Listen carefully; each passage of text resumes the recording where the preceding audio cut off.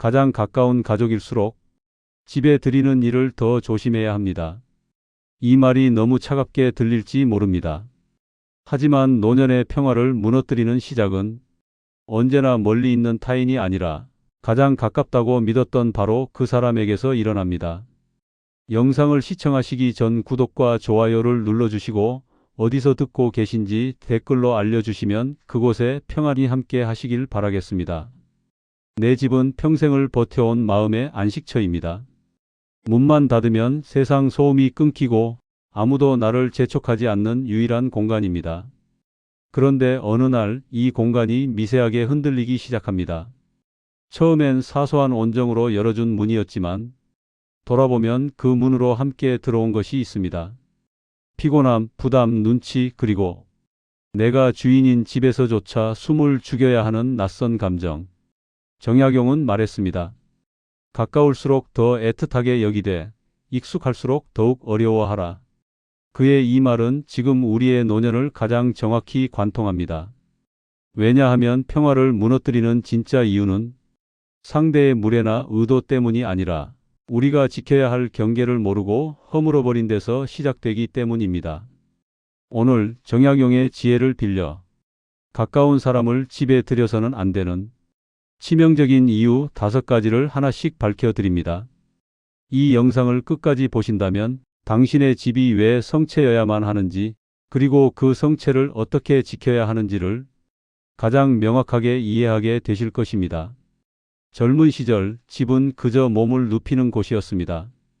바깥에서 치열하게 살아내고 밤늦게 돌아와 잠만 자고 나가는 임시 숙소와도 같았지요. 그때는 집이 삶의 중심이라고 생각하지 않았습니다. 그러나 나이가 들면 모든 개념이 바뀝니다. 바깥은 더 이상 내 힘을 펼치는 무대가 아니라 금세 피로가 몰려오는 소란한 전쟁터가 됩니다. 사람들 틈에 섞여 있는 것만으로도 기운이 빠지고 빠르게 변하는 세상은 우리를 뒤로 밀어냅니다. 그래서 문을 닫는 철컥하는 소리가 이제는 하루 중 가장 큰 안도감이 됩니다. 집은 누가 꾸미지 않아도 나를 위로하는 풍경으로 가득합니다. 낡은 소파, 손때 묻은 찻잔, 창문을 통해 흘러드는 오후의 햇살. 이 모든 것이 말없이 이렇게 말합니다. 이곳에서는 누구에게도 눈치 보지 않아도 됩니다. 정약용은 말했습니다. 집은 몸이 쉬는 곳이 아니라 마음이 숨을 고르는 자리다. 노년의 집은 단순한 건물이 아닙니다. 평생을 버텨낸 자존감의 마지막 보루이며 외부의 소란으로부터 나를 지켜주는 조용한 성체입니다. 그곳에서는 하루 종일 잠옷을 입고 있어도 새벽에 혼자 라면을 끓여 먹어도 누구도 나를 판단하지 않습니다. 이 자유는 공짜로 얻은 것이 아닙니다. 세월 동안 수없이 견디고 희생하며 당신이 쌓아 올린 정당한 권리입니다. 하지만 이 단단한 성체에도 금이 가는 순간이 있습니다. 언제나 시작은 작고 사소합니다. 엄마, 며칠만 지내다 갈게. 잠깐만 신세 좀 질게. 처음에는 반갑고 또 미안해서 문을 열어주지 않을 이유가 없어 보입니다. 그러나 바로 그 순간 당신의 평화는 천천히 흔들리기 시작합니다. 거실에 보이지 않던 짐들이 하나둘 놓이고 냉장고에는 낯선 음식이 들어오고 TV 채널도 내 마음대로 바꾸지 못하는 시간이 찾아옵니다.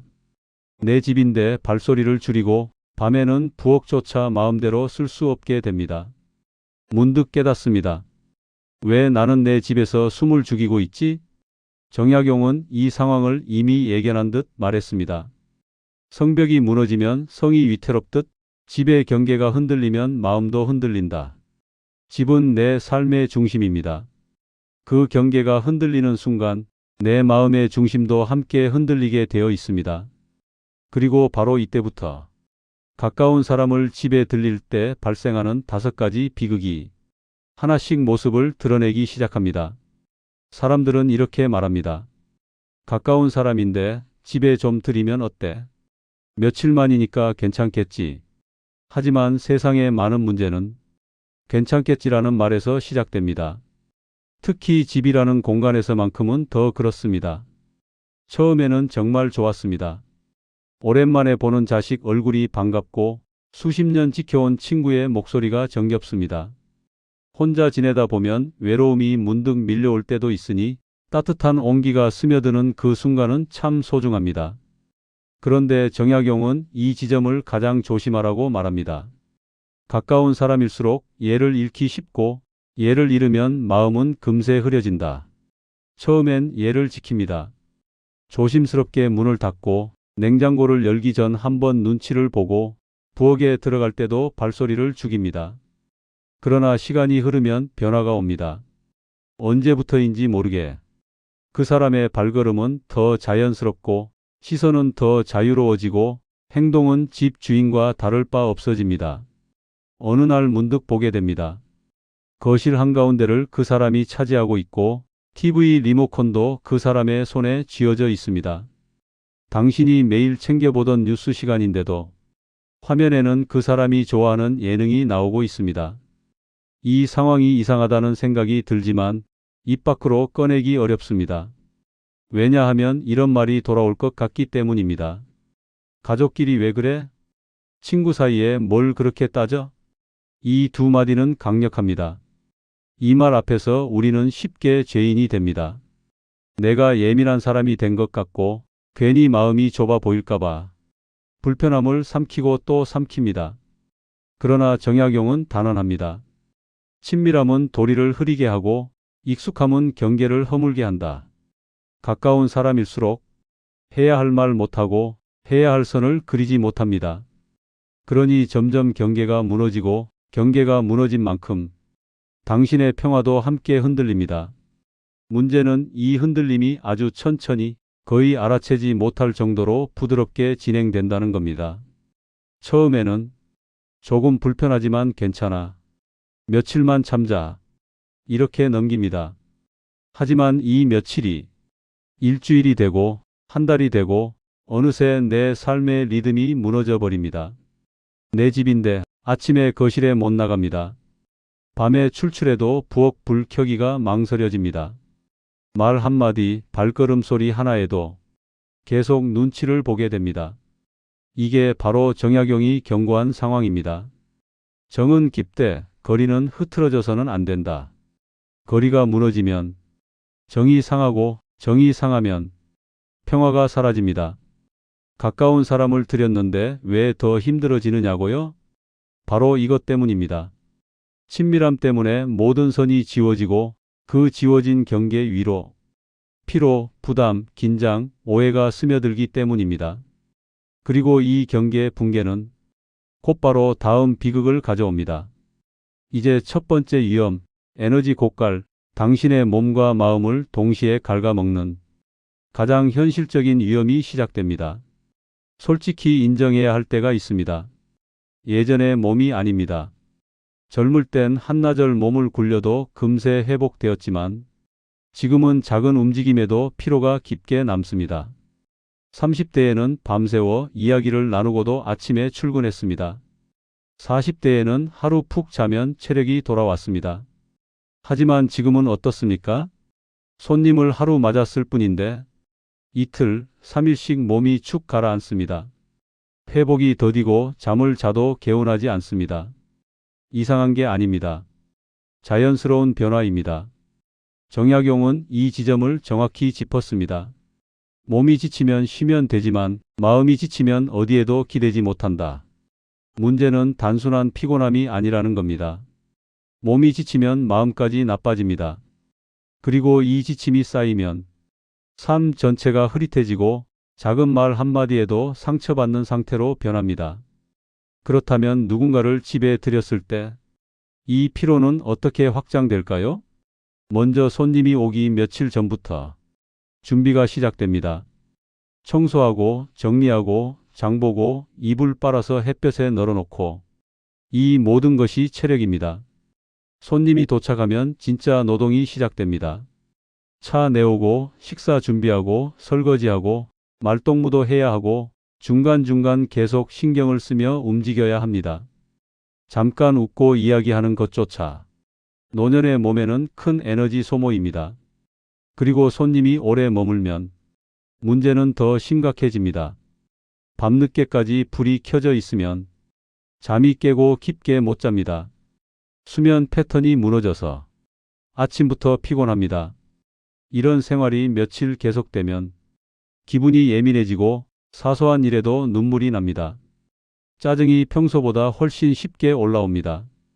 이건 성격 문제가 아닙니다. 몸과 마음이 동시에 지쳐 있다는 신호입니다. 특히 손주 돌보는 경우는 더 심각합니다.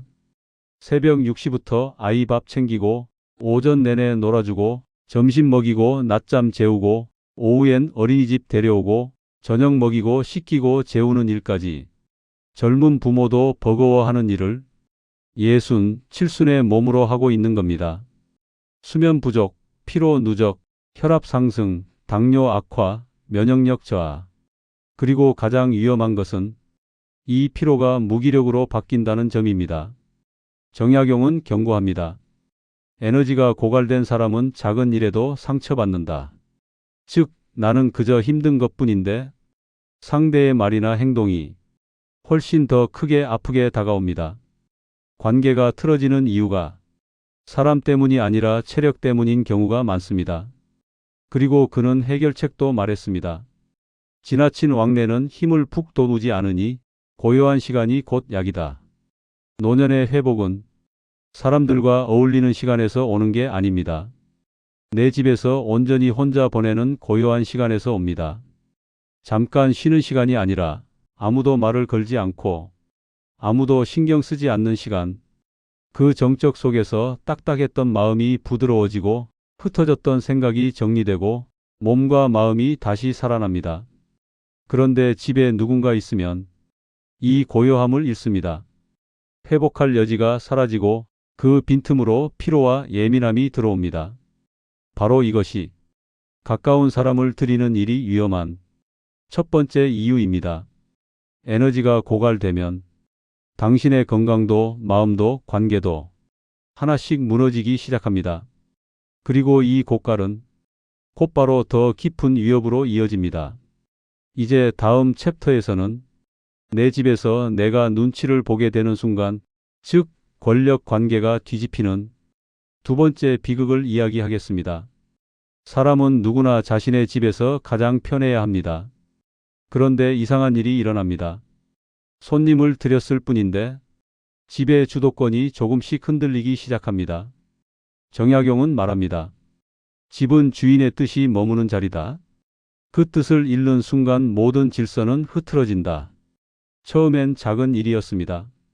손님이 냉장고를 열고 물을 꺼내 마시는 것, 식탁 위 물건을 옮겨 놓는 것, TV 리모컨을 건드리는 것, 별것 아닌 것처럼 보이지만 이 작은 행동들이 질서의 경계를 무너뜨립니다. 그리고 사람이 집 안에서 가장 민감해지는 이유는 이 변화가 천천히 아주 조용히 일어나기 때문입니다. 불편하다는 말을 못하고 넘어간 작은 양보가 나중에는 집 전체를 뒤흔듭니다. 처음엔 괜찮아, 저 정도는이라고 넘겼지만 며칠이 지나면 상황이 바뀝니다. 손님이 더 편해지고 주인은 더 불편해집니다. 그러다 어느 순간 내가 내 집에서 눈치를 보고 있는 자신을 발견합니다. 누군가는 소파에 기대서 TV를 보고 있고 나는 조용히 방으로 들어가 숨죽여 앉아 있습니다. 주인과 손님의 자리가 뒤바뀐 순간입니다. 이때 들리는 말은 더 아픕니다. 왜 이렇게 예민해? 좀 편하게 살아요. 정약용은 이 현상을 이렇게 경고했습니다. 사소한 치매를 허용하면 큰 치매가 뒤이어온다. 맞습니다. 처음엔 냉장고, 그 다음엔 집안일에 대한 조언, 나중엔 생활 전반으로 간섭이 확대됩니다. 더 큰 문제는 경제적 이유로 들어온 가족에게서 발생합니다. 살 곳이 마땅치 않아 잠시 머무르겠다던 자녀, 생활이 어려워 집에 와 있는 친척. 처음에는 미안해하지만 시간이 지나면 태도가 바뀝니다. 엄마, 이게 뭐 어때서 그래? 너무 예민한 거 아냐? 여기 내 집도 아니야? 그 말 한마디가 평생 노력해 지켜온 존엄을 흔듭니다. 정약용은 말했습니다. 거처는 공손해야 한다. 즉, 살아주는 사람이 아니라 머무르는 사람은 반드시 예를 지켜야 한다는 뜻입니다. 하지만 집에 오래 머물면 그 예가 사라집니다. 손님이 아니라 주인처럼 행동하게 되고 실제 주인은 미안한 사람이 됩니다. 그 순간 집은 평화의 공간이 아니라 감옥처럼 느껴지기 시작합니다. 이 방향으로 기울어지면 관계는 반드시 틀어집니다. 왜냐하면 권력 관계가 뒤집힌 관계는 오래갈 수 없기 때문입니다. 그리고 이 뒤틀림은 다음 단계의 문제로 이어집니다. 사람이 가까워질수록 장점보다 단점이 더 뚜렷하게 보이는 순간이 찾아옵니다. 생활 습관, 말투, 작은 성격 차이가 서로를 겨누는 가시가 됩니다. 다음 챕터에서는 바로 그 지점, 가까운 사람일수록 왜 서로를 더 아프게 만드는지 고슴도치 딜레마의 본질을 정약용의 지혜로 풀어보겠습니다. 사람 사이의 거리는 꼭 시간으로만 정해지는 게 아닙니다. 함께 있는 방법으로 정해집니다. 정약용은 말했습니다. 너무 가까이 붙으면 따뜻해지기도 전에 서로를 찌르게 된다. 말 그대로 정이 깊어도 거리가 무너지면 그 정은 상처로 변합니다. 처음엔 반가웠습니다. 오랜만에 찾아온 가족, 이야기 나누고 밥 먹고 웃을 수 있는 사람들이 있다는 것이 힘이 되기도 했습니다. 하지만 며칠만 지나면 이 가까움이 기묘한 불편으로 변합니다. 사람은 가까워질수록 말투, 생활 습관, 행동의 결이 더 뚜렷하게 보입니다. 평소엔 아무렇지 않던 사소한 행동이 같은 공간에서 남발되면 날카로운 가시처럼 느껴지기 시작합니다. 누구는 새벽부터 발소리를 내며 움직이고 누구는 밤늦게까지 불을 켜둡니다. 누구는 조금만 움직여도 정리가 필요하고 누구는 어디든 물건을 흘리고 다닙니다. 서로의 삶의 리듬이 달라 맞춰 사는 일이 쉽지 않습니다. 젊을 때는 이런 차이를 대수롭지 않게 넘기지만 노년의 감정은 이전보다 훨씬 예민해집니다. 몸이 힘들어지면 마음은 쉽게 지치고 지친 마음은 작은 일에도 상처를 받습니다. 정약용은 이렇게 말했습니다. 화기는 저절로 생기지 않는다. 지키려는 마음이 있을 때 비로소 깃든다. 하지만 가까이에서 계속 부딪히면 그 화기를 지키기가 점점 더 어려워집니다. 처음에는 참습니다. 그래, 저럴 수 있지. 내가 한 번 더 양보하지 뭐. 그러나 하루, 이틀, 일주일. 양보는 습관이 되고 습관은 치매가 되고 치매는 감정의 균열이 됩니다. 그리고 어느 순간 말 한마디가 폭발의 도화선이 됩니다. 좀 조용히 해. 왜 자꾸 내 공간을 건드려? 내가 뭘 그렇게 잘못했는데? 이때의 감정은 단순한 짜증이 아니라 존엄을 지키지 못한 자신에 대한 분노까지 섞여 있습니다. 그 순간 관계는 틀어지고 멀어져야 할 사람이 도망치듯 떠나고 싶어지는 순간이 됩니다. 하지만 여기서 중요한 사실이 있습니다. 이 싸움의 시작은 큰 잘못 때문이 아니라 너무 가까운 거리에서 서로를 지키지 못한 탓이라는 것. 고슴도치 딜레마가 말하듯 가까울수록 따뜻하지만 가까울수록 서로의 가시에 찔립니다. 노년의 관계가 더 조심스러워야 하는 이유도 여기에 있습니다. 체력은 줄고 감정 회복력은 느려지고 혼자만의 시간이 더 필요해지는 시기이기 때문입니다. 결국 서로를 지키는 방법은 가까이 있는 것이 아니라 적당히 떨어져 있는 것입니다. 정약용이 강조한 것처럼 거리가 흐트러지면 정이 상하고 정이 상하면 평화도 멀어진다. 당신이 겪고 있는 갈등의 대부분은 정이 식어서가 아니라 거리가 무너져서입니다. 그리고 이 거리의 붕괴는 결국 다음 문제로 이어집니다. 가까이 있을수록 몸도 마음도 그리고 지갑도 달아가기 시작합니다. 다음 챕터에서는 이 거리가 무너졌을 때 나타나는 가장 현실적인 위협, 경제적 부담과 호의의 왜곡을 다루겠습니다. 사람이 집 안에 한 명 더 머무는 일은 겉으로 보면 별것 아닌 듯 보입니다. 식사 한 끼 더 만들고 세탁기 한 번 더 돌리고 전기 조금 더 쓰는 정도로 느껴지니까요. 하지만 노년의 삶에서 이 작은 변화는 결코 작은 변화가 아닙니다. 정약용은 말했습니다. 작은 비용이라도 반복되면 마음의 짐이 된다. 맞습니다. 돈이 많이 나가서 힘든 게 아니라 끝이 보이지 않는 지출이 마음의 평화를 무너뜨립니다. 전기세, 수도세, 가스비, 식비, 이 모든 것이 조용히 그러나 끊임없이 늘어납니다. 누가 들어와 있는 동안에는 이만큼이나 늘었네 하고 말하기도 어렵습니다. 말하는 순간 내가 속 좁은 사람이 되는 것 같거든요. 그래서 대부분의 어르신들은 말을 삼키고 참고 그냥 넘어갑니다. 그런데 문제는 이 침묵이 상대에게도 편해진다는 겁니다. 도덕경에서는 큰 은혜는 은혜가 아니다 라고 했습니다. 왜냐하면 호의는 너무 쉽게 당연함으로 바뀌기 때문입니다. 처음엔 미안해하던 가족이 시간이 지나면 자연스럽게 냉장고 문을 열고 생활용품을 쓰고 심지어 본인 삶의 편의를 위해 집을 마음대로 쓰기 시작합니다. 지출이 늘어나는 만큼 당신의 정신적 부담도 쌓여갑니다. 이걸 말해야 하나? 말하면 관계가 틀어지지 않을까? 내가 너무 치사한가?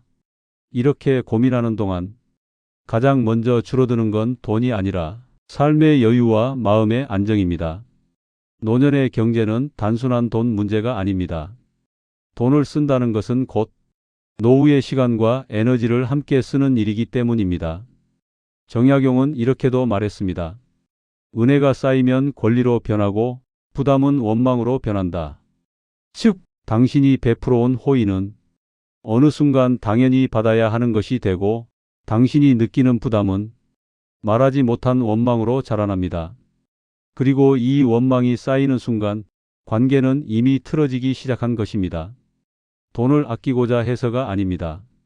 노년의 삶이 더 이상 넉넉하지 않기 때문도 아닙니다. 문제의 핵심은 돈이 아니라 당신의 영역, 당신의 평화, 당신의 존엄이 침해되는 데 있습니다. 호의와 부담의 균형이 무너졌을 때 노후의 관계는 가장 빠르게 균열됩니다. 하지만 이 경제적 부담과 감정의 균열은 다음 문제의 전조에 불과합니다. 사람이 오래 머물수록 돈이 나가는 것보다 더 무서운 일이 벌어집니다. 바로 주도권 상실과 심지어 법적 위험이 찾아오기 시작합니다. 이제 다음 챕터에서 그 핵심을 다루겠습니다. 정약용은 말했습니다. 집의 주도권을 잃으면 삶의 주도권도 잃는다.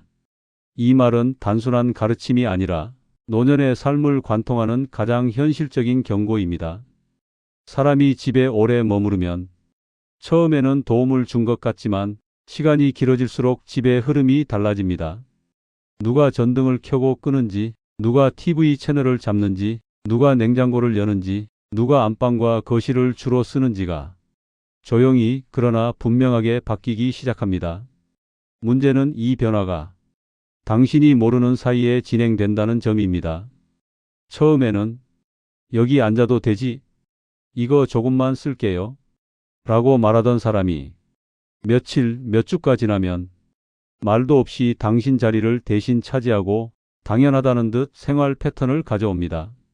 이 시점부터 내가 사는 집이 아니라 누군가와 경쟁해야 하는 공간이 됩니다. 정약용은 또 이렇게 말했습니다. 사소한 침해를 허용하면 큰 침해가 뒤이어온다. 맞습니다. 처음에는 냉장고, 다음에는 TV, 그리고 어느 순간 당신의 존엄과 사생활이 사라집니다. 여기까지는 심리적 주도권의 문제입니다. 하지만 더 큰 위험은 이제부터입니다. 바로 법적 주도권을 잃는 순간이 찾아옵니다. 많은 분들이 모르지만 누군가 일정 기간 이상 같은 주소, 같은 공간에서 머물면 법적으로 거주자로 인정될 수 있습니다. 이 말은 곧 당신이 이제 나가달라고 말해도 상대가 싫습니다라고 하면 그 사람을 내보낼 권한이 사라질 수도 있다는 뜻입니다. 노년의 집이 어느 날 갑자기 법적 사각지대에 놓일 수 있습니다. 실제 사례들도 많습니다.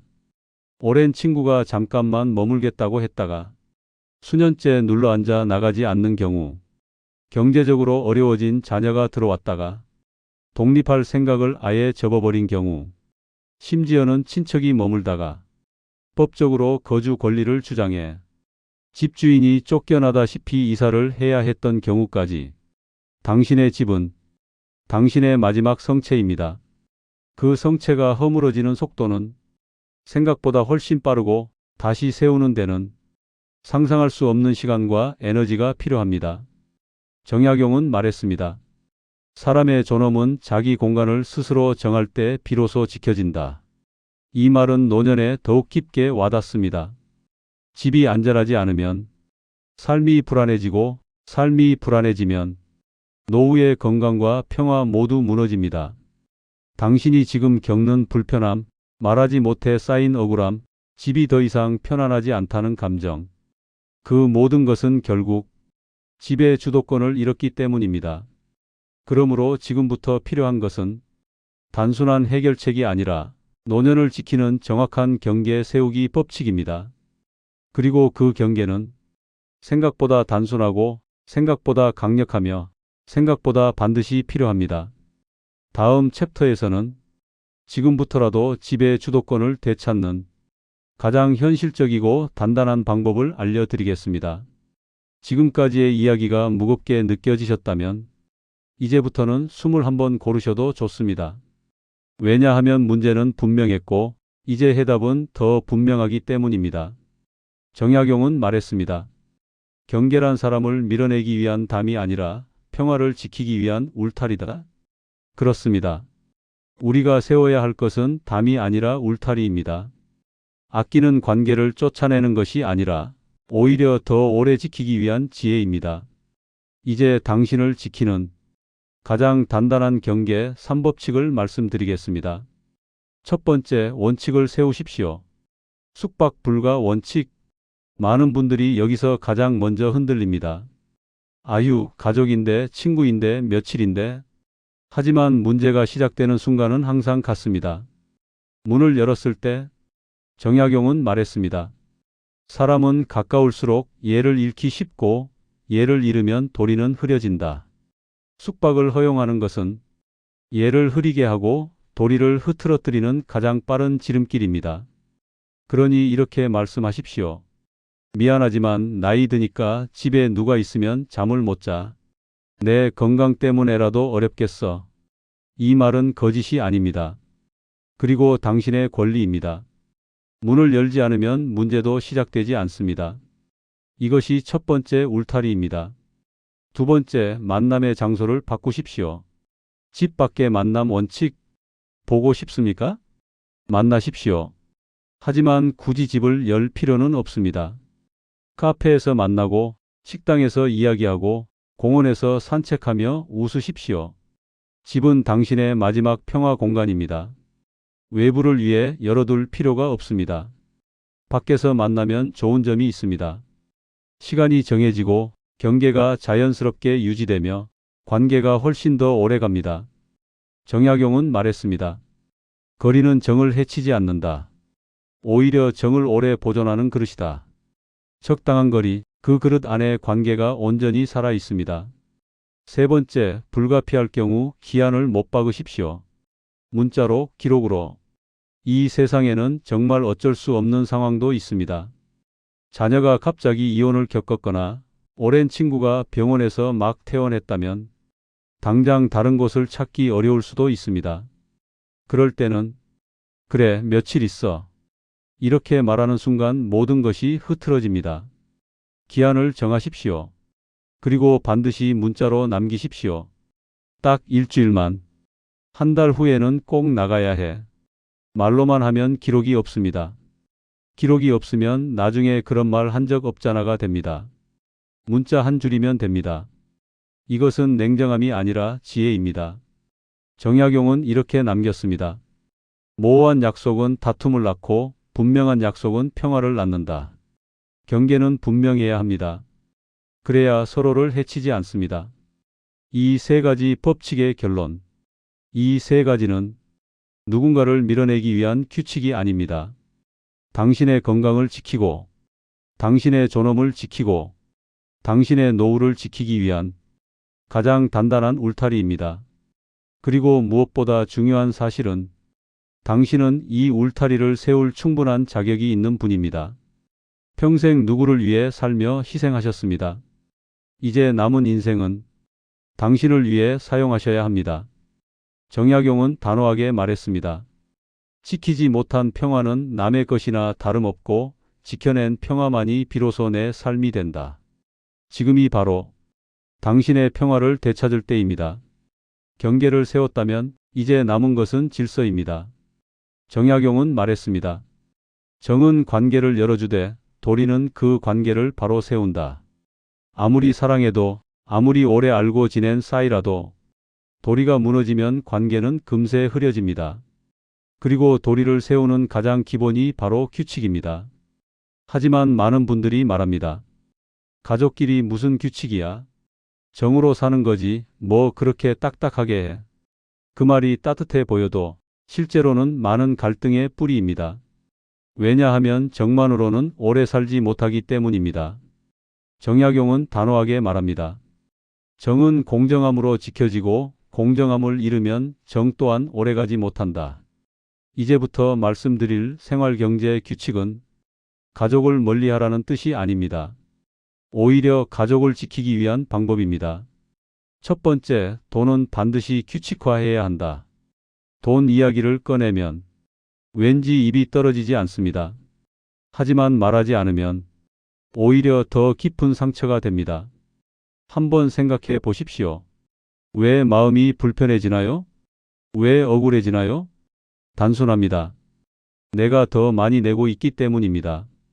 내가 더 많이 양보하고 있기 때문입니다. 정약용은 말했습니다. 부담이 기울면 마음도 기울고 기울어진 마음은 결국 등을 돌린다. 그러니 반드시 생활비를 나누십시오. 반반이면 가장 좋습니다. 상대 형편이 어려우면 7,364도 충분합니다. 중요한 것은 비율이 아니라 분담한다는 원칙입니다. 그리고 반드시 현금이 아닌 계좌이체로 받으십시오. 기록이 있어야 나중에 마음에 오해가 생기지 않습니다. 이것은 치사한 것이 아닙니다. 이것이 공정함입니다. 두 번째, 일상 노동도 역할 분담해야 한다. 청소, 설거지, 빨래, 쓰레기. 이런 사소한 것들이 가장 큰 갈등의 씨앗이 됩니다. 왜일까요? 눈에 가장 자주 보이고 가장 자주 해야 하고 가장 사소해 보여서 그렇습니다. 정약용은 이렇게 말했습니다. 사소한 무질서는 큰 혼란의 뿌리다. 사소한 무질서를 정리해야 마음이 편안해집니다. 예를 들어 이렇게 정할 수 있습니다. 청소는 누가 할지, 설거지는 누가 할지, 빨래는 어떻게 나눌지, 공용 공간은 몇 시까지 사용할지. 말로만 하면 잊힙니다.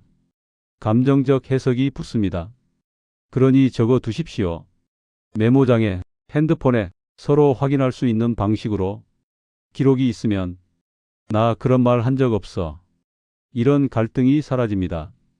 세 번째, 공용 공간 규칙을 세워야 한다. 거실, 주방, TV, 화장실. 이 네 가지가 가장 많이 부딪히는 지점입니다. 왜냐하면 사람의 생활 패턴이 가장 많이 드러나는 공간이기 때문입니다. 정약용은 말했습니다. 거처가 흐트러지면 마음도 그 흐트러짐을 따른다. 공용 공간의 혼란은 어김없이 마음의 불편함을 불러옵니다. 예를 들어 거실은 몇 시까지 사용할지, 손님을 언제 데려올 수 있는지, TV는 어떻게 나눠볼지, 물건은 어디까지 두어도 되는지. 이 네 가지만 명확해져도 갈등의 70%가 사라집니다. 그렇다면 어떻게 말을 꺼내야 할까? 바로 이 부분이 가장 어려운 부분입니다. 무작정 말하면 반발이 옵니다. 그러니 대화의 기술이 필요합니다. 정약용은 말했습니다. 도리를 말할 때는 꾸짖지 말고 함께 깨닫게 하라. 즉, 비난이 아니라 우리의 문제로 말해야 한다는 뜻입니다. 예를 들면 이렇게 말해 보십시오. 요즘 내가 좀 피곤해. 우리가 같이 지내려면 생활비를 어떻게 하면 좋을까? 우리 둘이 청소랑 설거지를 나누면 어떨까? 서로 편하잖아. 거실 사용하는 시간을 조금 정해보면 좋겠어. 서로 불편하지 않게. 이건 싸움이 아닙니다. 조율입니다. 그리고 조율은 관계를 지키기 위해 반드시 필요한 과정입니다. 마지막 결론 규칙은 정을 죽이는 것이 아니라 정을 지켜주는 기술이다. 사람들은 말합니다. 규칙 세우면 사이가 멀어지는 거 아니냐? 아닙니다. 정반대입니다. 정약용은 이렇게 말했습니다. 정은 그 자체로 오래가지 못한다. 도리가 함께할 때 비로소 오래간다. 규칙은 정을 죽이는 장치가 아니라 정을 오래 지키는 장치입니다. 어른의 관계는 감정만으로 유지되지 않습니다. 공정함이 지켜져야 마음이 편안합니다. 규칙을 세우면 갈등이 줄고 오해가 사라지고 마음의 짐이 없어집니다. 그제야 비로소 정이 오래갑니다. 관계가 오래갑니다. 그리고 무엇보다 당신의 평화가 지켜집니다. 다음은 마지막 결론, 당신의 남은 노년을 위한 가장 단단한 철학적 마무리로 넘어가겠습니다. 긴 이야기를 함께해 주신 당신께 먼저 감사드립니다. 오늘 당신과 나눈 이 시간은 단순한 조언이 아니라 당신의 남은 삶을 지켜내기 위한 약속과도 같은 시간이었습니다. 지금까지 5가지 위험을 이야기했습니다. 에너지가 소모되고 내 집에서 내가 눈치를 보고 사랑하던 관계가 상하고 노후 자금이 새어나가고 마지막엔 내 공간마저 빼앗길 수 있다는 사실. 이것은 누군가를 미워해서가 아닙니다. 사랑하는 마음은 여전히 있습니다. 하지만 정약용은 말합니다. 정이 깊을수록 지켜야 할 도리가 더욱 분명해야 한다. 그렇습니다. 우리가 이 문제를 말하는 이유는 사랑을 지키기 위해서입니다. 그리고 무엇보다 당신 자신을 지키기 위해서입니다. 당신은 평생을 남을 위해 살아왔습니다. 부모에게 효도하고 배우자를 이해하고 자녀를 키우고 직장에서 책임을 다하고 친구에게 손을 내밀고 이웃에게 도움을 주며 살아왔습니다. 그 긴 세월 동안 한 번도 나는 나를 위해 살았다고 말하기 어려웠던 인생. 그런 당신이 이제 마지막으로 꼭 기억해야 할 말이 있습니다. 정약용은 말했습니다. 노년의 시간은 빛과 같다. 흘러가면 되돌아오지 않는다. 빛은 붙잡을 수 없습니다. 사라지기 전에 누려야 합니다. 당신의 노년도 그렇습니다. 이제는 묻겠습니다. 그러면 당신을 위한 시간은 언제입니까? 젊을 때야 남을 위해 사는 것이 자연스러웠습니다. 책임도 많고 의무도 많았습니다. 하지만 이제는 다릅니다. 당신의 인생에서 이후 들어올 시간은 이전보다 훨씬 짧습니다. 그 짧은 시간마저 남에게 빼앗긴다면 그건 너무 안타까운 일입니다. 정약용은 말합니다. 이제는 나를 위하여 사는 것이 도리가 아니라 지혜다. 이제 당신이 해야 할 일은 단 하나입니다. 나를 위한 삶을 허락하는 것. 이것은 이기심이 아니라 당신이 마땅히 누려야 할 권리입니다. 그 모습을 잠시 상상해 보십시오. 아무도 없는 고요한 아침. 햇살이 창을 통과해 부드럽게 바닥을 비춥니다. 당신은 천천히 일어나 거실로 향합니다. 누구의 발소리도 신경 쓸 필요가 없습니다. 좋아하는 찻잔에 따뜻한 차를 붓고 창가에 앉아 찻김이 올라오는 모습을 바라봅니다. 라디오에서 조용한 노래가 흐르고 당신은 천천히 숨을 들이킵니다. 아무도 채널을 바꾸지 않고 아무도 불평하지 않으며 아무도 당신의 공간에 침범하지 않습니다. 이 고요함, 이 평화, 이 자유, 이것이 바로 노년의 진짜 행복입니다. 정약용은 말했습니다. 불필요한 것을 비워낼 때 평화는 새로이 자리 잡는다. 당신이 문을 닫을 때 들어오는 것은 고요이고 당신이 경계를 세울 때 들어오는 것은 자유이며 당신이 결심할 때 비로소 평화가 시작됩니다. 이제 결심하십시오. 당신의 성체를 지키겠다고, 아무에게도 함부로 문을 열어주지 않겠다고, 남은 인생을 빼앗기지 않겠다고. 정약용은 마지막으로 이렇게 말합니다. 평화는 멀리 있지 않다. 지키고자 마음먹는 순간 이미 와 있다. 당신이 오늘 내린 작은 결심 하나가 당신의 남은 인생 전체를 바꿀 수 있습니다. 이제 당신의 평화를 되찾으십시오. 그리고 당신만의 성체 안에서 누구에게도 방해받지 않는 온전한 하루를 누리십시오. 그것이 바로 당신이 평생을 바쳐 얻어낸 자격입니다. 이 영상이 마음을 울리고 도움이 되셨다면 구독과 좋아요 부탁드립니다. 다음 영상에서도 다산의 지혜로 당신의 평화를 지켜드리겠습니다. 오늘도 당신의 성체 안에서 평안하시길 바랍니다.